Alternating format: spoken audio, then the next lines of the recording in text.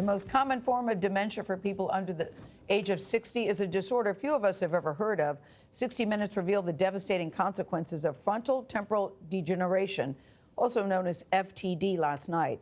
It attacks the part of the brain that controls speech and personality, and it's frequently misdiagnosed as Alzheimer's disease, Parkinson's disease, or depression.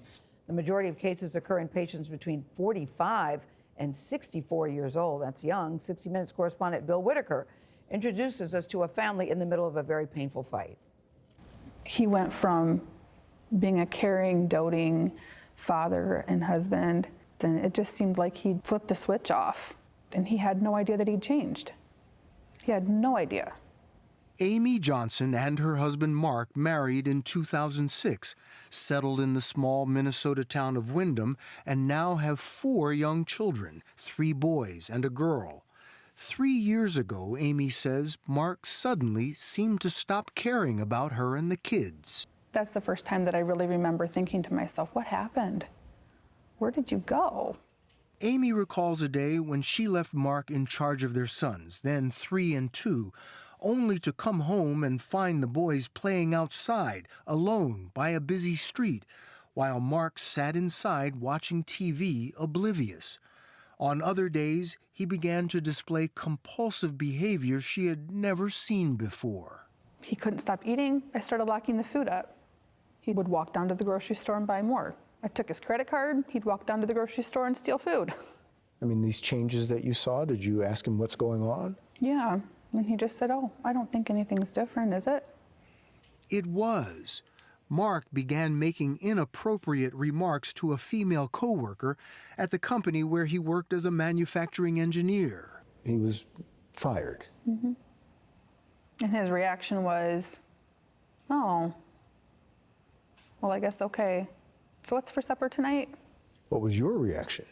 I was just devastated. I was 7 months pregnant at the time with our daughter. With your 4th child? With my 4th child.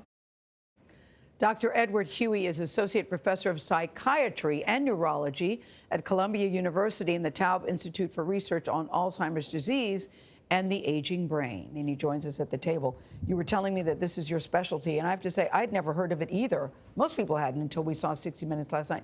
Why don't we know more about it, and how common is it? Yeah, more common than people think. There's really much less awareness of this disorder than there should be. It affects about 50,000 people in the United States. It is the 3rd most common neurodegenerative cause of dementia, where dementia is a progressive cognitive disorder, and actually the #1 cause for people under 60 of dementia. Why that age group?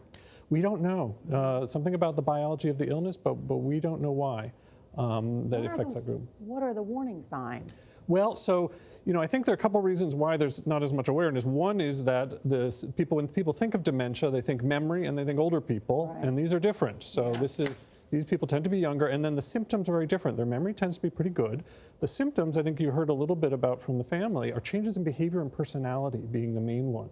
They can do very strange things, bizarre behaviors. You heard about him stealing. And they don't know they're doing it. They don't know they're doing it. So one of the hallmarks of this disorder is a real lack of awareness on the part of the patients, which again you heard in him, where they don't think anything's wrong with them. And so what has this been either misdiagnosed by doctors or just, what have we been calling this when we've seen it before? So it's very commonly misdiagnosed, very commonly. So sometimes it's Alzheimer's disease, even more often it's psychiatric disorders. So you can imagine the scenario where someone's middle-aged, they start withdrawing, they start acting differently, they get sent to a psychiatrist diagnoses with depression, and then the common story we hear is the family will say, something's not right with Dad. He can't work his cell phone, he's doing these bizarre things.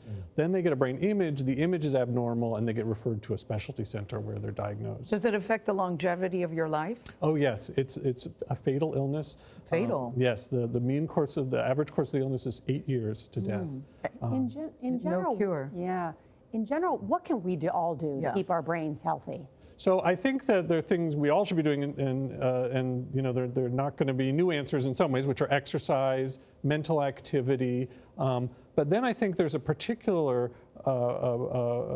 impetus for us to kind of identify these non-Alzheimer dementias, which are rarer, often get misdiagnosed, so that they can get referred and for treatment.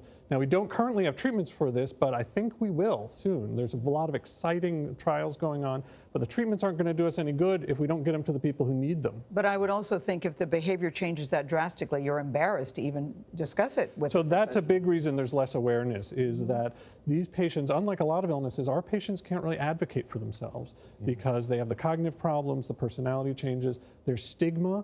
The patients are embarrassed. I mean, not the patients, the families are embarrassed. I mean, I very much applaud the family that spoke in 60 Minutes because we need more families speaking out.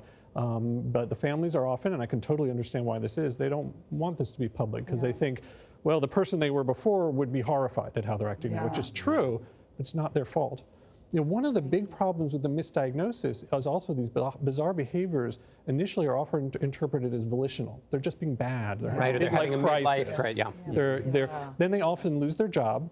Yeah. They lose their insurance, even though they're sick, and they have trouble getting it back, and then they often will get divorced. And so once the true diagnosis of frontotemporal dementia is made, obviously it's an awful diagnosis, but it allows us to correctly interpret what they're doing. Yeah, but now maybe somebody listening to you and watching 60 Minutes will see it differently. Yeah. That's the hope. Figure out something. That's the hope. Thank you, Dr. Ted Huey. Thank you. Good to have you here.